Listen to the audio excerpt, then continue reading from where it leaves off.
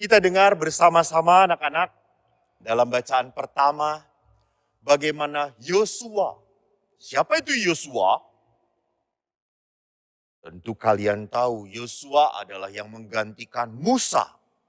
Setelah Musa berhasil membawa orang Israel dari Mesir ke tanah terjanji, Musa meninggal dan Yosua lah yang menggantikan.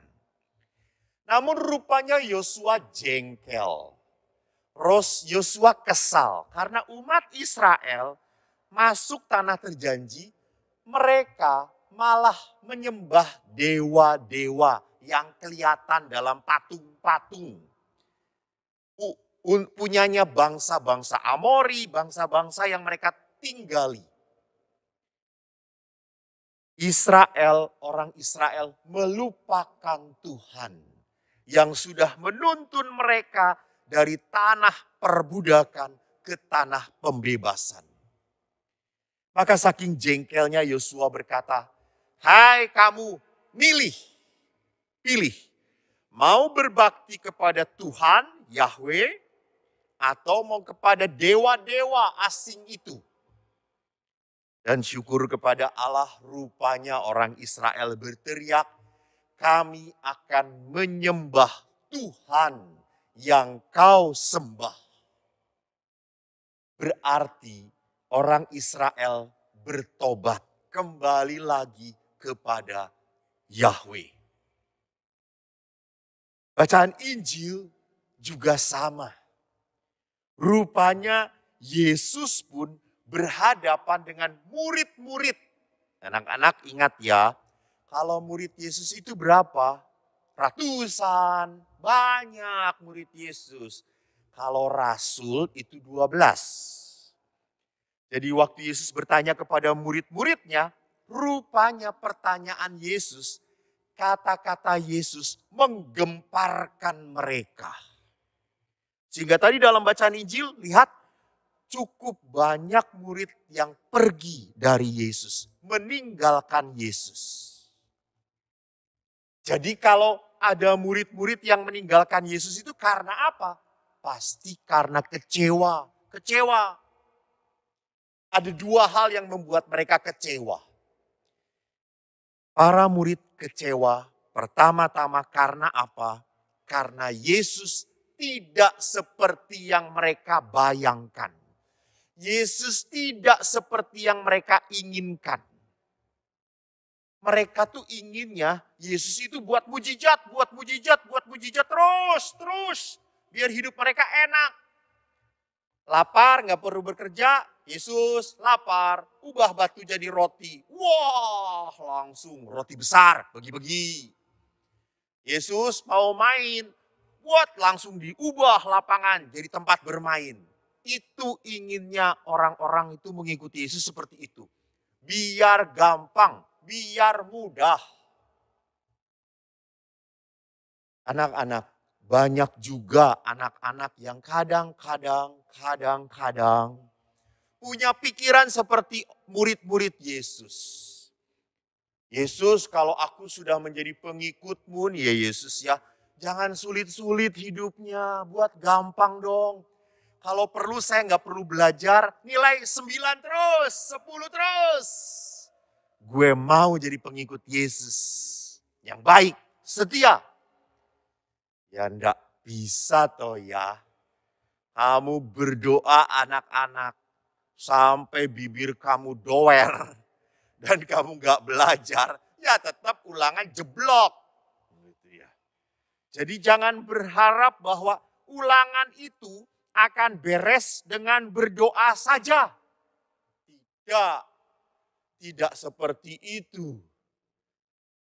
Orang tuamu pun tidak sukses karena berdoa melulu.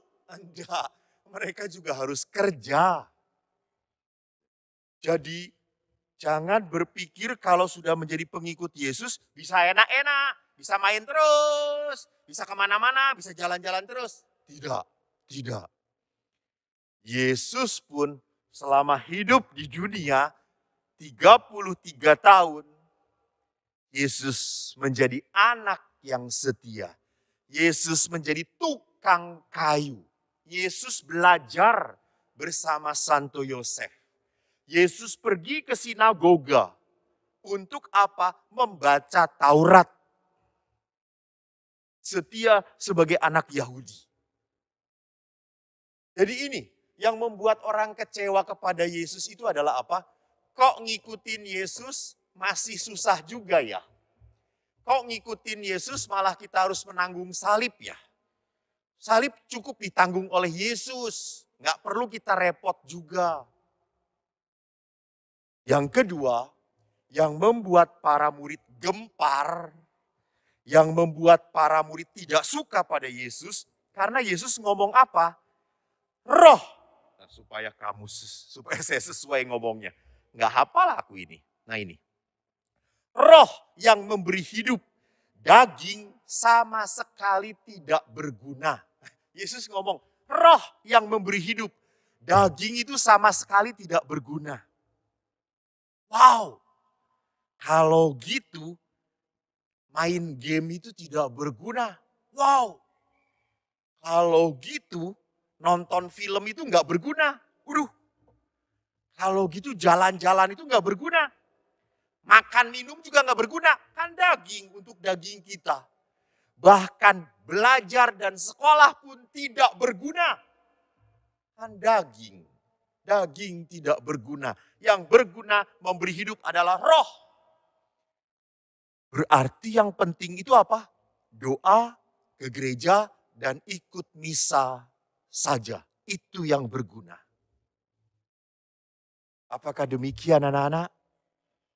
Pasti kamu langsung berkata, enggak pastor, enggak seperti itu. Lalu apa maksud Yesus? Daging itu tidak berguna.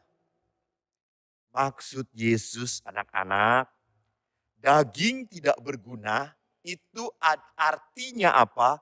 Artinya orang-orang yang dalam hidupnya hanya mengandalkan diri sendiri. Orang-orang yang sama sekali tidak percaya dan tidak butuh pertolongan Tuhan. Ini orang kedagingan.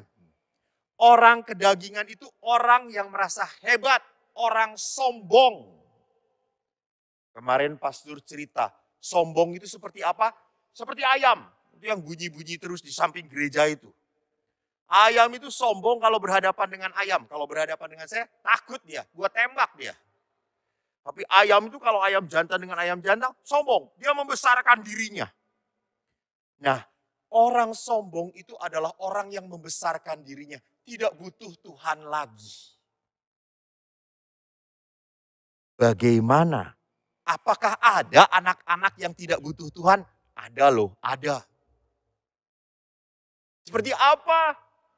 Anak-anak yang tidak butuh Tuhan itu kalau anak-anak yang bangun pagi nggak doa.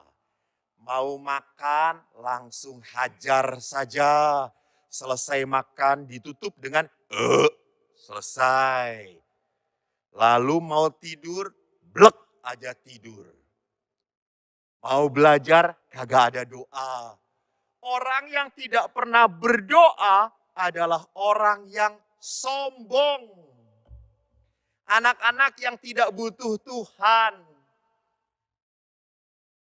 Yang kedua, ada anak-anak juga yang tidak butuh Tuhan, yang mengatakan seperti ini, Romo, doa itu males ya, capek, nggak menarik. Doa itu bosan. Ini ciri khas juga anak yang melecehkan Tuhan. Dan kalau melecehkan Tuhan, berarti dia tidak menghormati Tuhan. Dia sombong di depan Tuhan. Dan ini semua pekerjaan siapa? Pekerjaan iblis. Iblis. Supaya kamu jadi budak setan. Bukan hamba Allah. Anak-anakku, mari.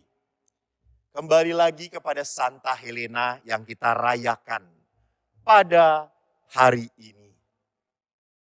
Seorang santa, orang kudus yang sungguh mau hidupnya berbakti, berbakti, berbakti, mencintai Tuhan, tergantung pada Tuhan.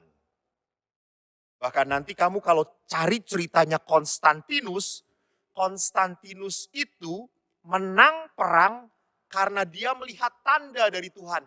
IHS, in hoc signo vinces. Ada tanda salib. Dalam tanda ini kau akan menang. Dan Konstantinus percaya dan betul menang. Dan Konstantinus tahu dia menang bukan karena tentaranya kuat, bukan dia hebat, tetapi karena Tuhan menolong dia. Anak-anakku, mari kita menjadi anak-anak yang rendah hati. Semakin berani melayani Tuhan dan mencintai tugas kita sebagai seorang anak dan juga sebagai seorang pelajar.